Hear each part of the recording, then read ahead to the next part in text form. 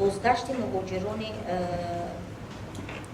مهنتی به وطن در همین دوره ثباتی 90333 نفر را تشکیل کرد.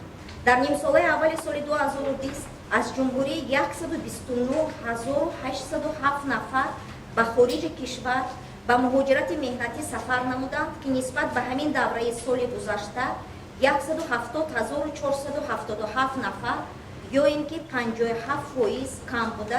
تعداد مهاجران مهنتی ما در خارج کشور با در نظر داشت مهاجران سال گذشته زیاده از 500,000 نفر را تشکیل می‌دهند.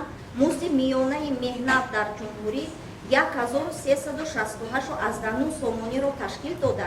نسبت به январи سال جاری 33.4 سومانی و یا 2.5% زیاد شده است. با 29656 نفر رسما مقام بیکاری داده شده. شماره کرایه‌کاران در کارخانه‌های همه شکل‌های مالکیت 1,199,000 نفر یا 50% شماره عمومی اهالی مشغول کار را تشکیل نموده که این نشان دهنده نسبت به январи سال جاری 9.2% کم، ولی نسبت به همین دوره سال گذشته 1.6% زیاد شده است.